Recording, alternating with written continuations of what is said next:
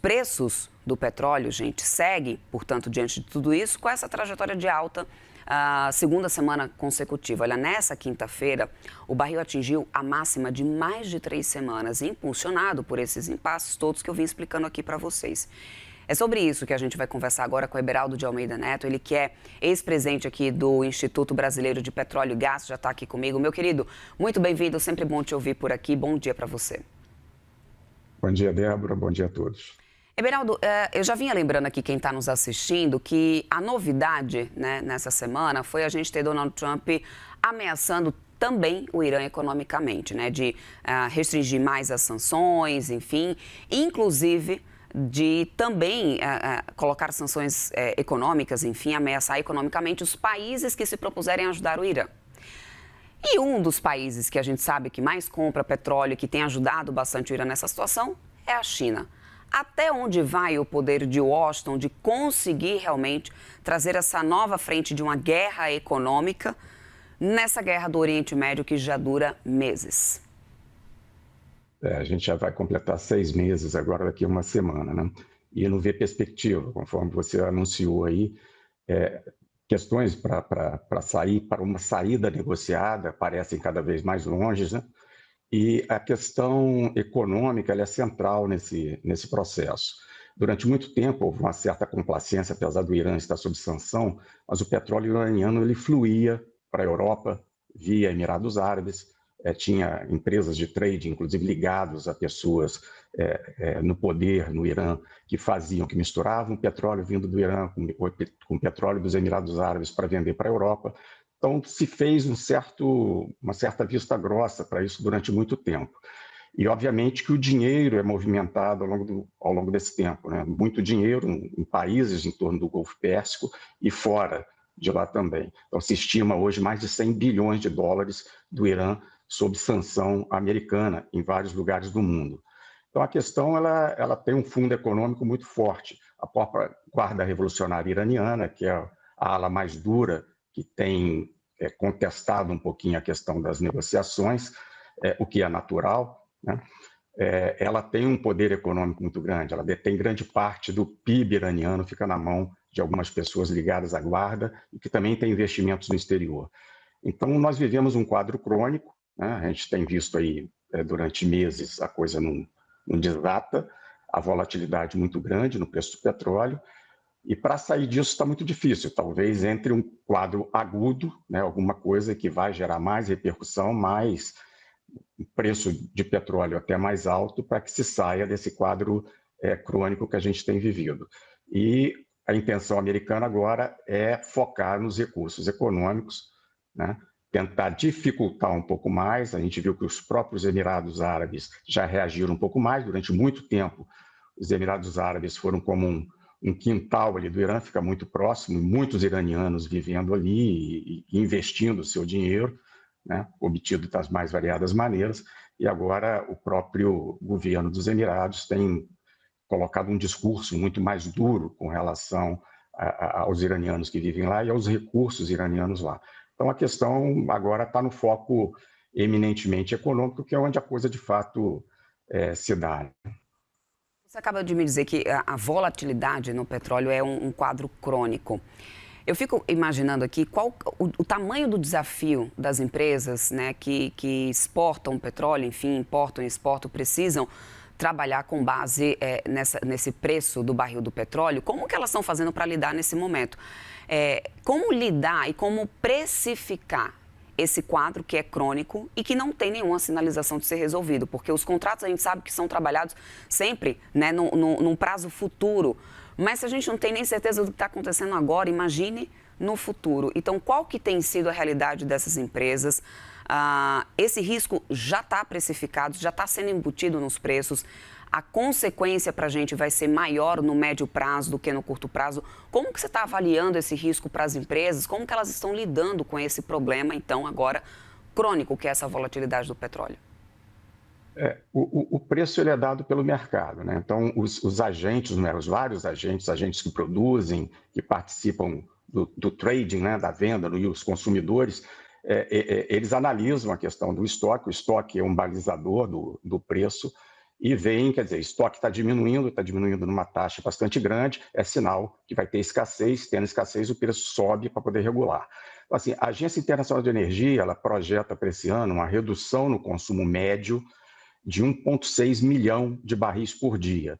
Mas se a gente voltar no segundo trimestre desse ano, logo depois que a guerra estourou em 28 de fevereiro, o segundo trimestre a demanda ela encolheu 4,9 milhões de barris por dia durante esse período do segundo trimestre. No terceiro, ela encolheu 2,8.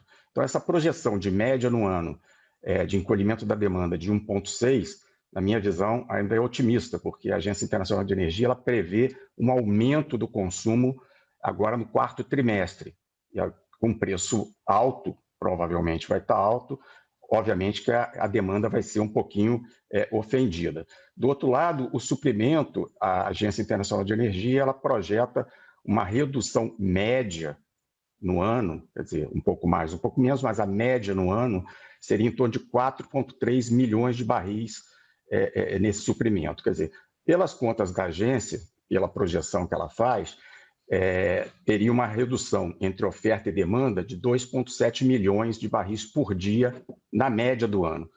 Essa diferença ela já foi maior e já foi um pouco menor. Quer dizer, em junho ela foi menor, inclusive foi positiva, porque em junho teve aquele armistício, onde vários navios aproveitaram para sair com os carregamentos e o estoque sobre a água, o estoque no mar, né, nos navios, ele superou a baixa dos estoques terrestres, que foram usados para refino.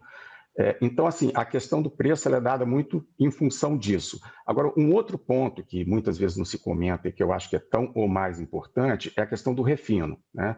Conforme a gente já falou, a gente consome os produtos refinados, a gente consome diesel, gasolina, querosene de aviação e assim por diante, nafta, e não o petróleo cru. E a capacidade de refino também tem sido bastante atacada nesse cenário aí, não só da guerra no Irã, os países no entorno, no Golfo Pérsico, têm sofrido ataques do Irã, como também a Rússia, que é um grande produtor e um grande refinador mundial, com os ataques da Ucrânia feitos lá. Então, assim, o cenário ele é um pouco mais complexo e um pouco pior. Então, assim, é diferente do que a agência de energia projeta, uma recuperação de demanda e talvez um alívio do cenário. O que a gente está vendo aqui, analisando os fatos, é que não tem muito subsídio que nos leve a isso, né? Então, havendo um recrudescimento ainda maior, quer dizer, com o Estreito de Hormuz fechado, e ele é fundamental, quer dizer, qualquer normalização passa obrigatoriamente pela abertura do Estreito, que apesar de ser águas internacionais, regidos pela Organização Marítima Internacional, filiada à ONU, mas ninguém se mete. O Irã falou que não passa, depois os Estados Unidos bloquearam e ficou por isso mesmo. Então, não tem um fluxo normal. Os Estados Unidos apostam nessa pressão, que também não sai petróleo iraniano, também não entra bens para o Irã também consome muitos itens que estão sendo impedidos de entrarem no Irã por conta desse bloqueio. Então, está uma questão de quem pisca primeiro. É um jogo de ambos os lados com as suas narrativas e a gente não tem assim a mínima noção de onde vai parar. Agora, solução negociada no curto prazo parece muito difícil pelas várias tratativas que já houve ao longo do tempo. Começou lá com o Paquistão saiu, entrou o Omã e outros, e a coisa não anda. Inclusive, houve na semana passada uma declaração do presidente Trump que poderia atacar o Omã se o Omã continuasse favorecendo nas negociações o Irã, querendo uma rota que o Irã controlasse. Eu quero pegar o gancho no que você estava falando sobre a questão do refino, porque no caso do diesel, a pressão não depende apenas, obviamente, né, como você muito bem lembrou, do preço do petróleo. Também, além da questão da capacidade de refino, ainda tem o custo mesmo da importação, as margens internacionais, obviamente, né, para o derivado.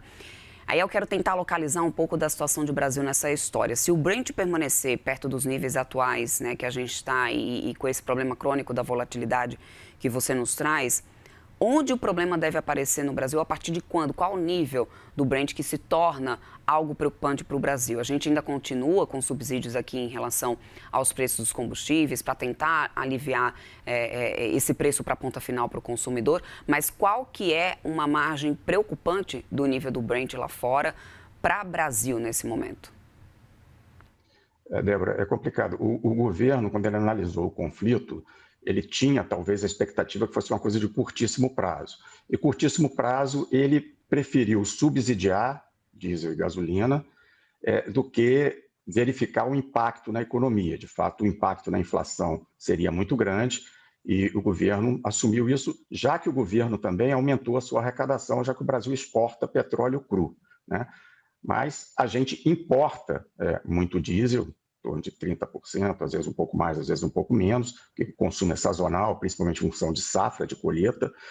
Importa um pouquinho de gasolina, tem mês que não. Então, o Brasil, no final das contas, com relação ao derivado, ele é impactado contra esse crack spread, quando essa margem dos derivados em relação ao petróleo, ao produto bruto, ele cresce. E a gente está nas máximas históricas dos últimos 4, 5 anos, né? Principalmente aqui na Bacia do Atlântico, aumentou bastante.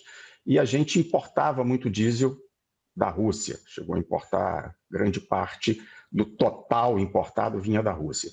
E a Rússia, por conta dos ataques sofridos, ela proibiu a exportação de derivados para poder atender o seu mercado interno, né?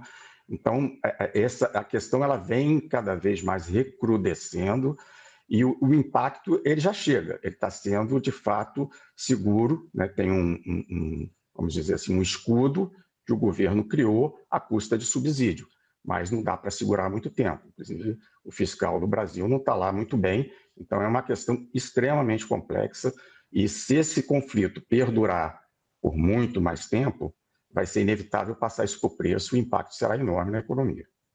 Meu querido, quero muito agradecer seu tempo aqui conosco. Conversamos com o Beraldo de Almeida Neto, ex-presidente do Instituto Brasileiro de Petróleo e Gás. Sempre bem-vindo. Bom final de semana para você, Beraldo. Até uma próxima. Para você também, para todos. Obrigado. Até mais.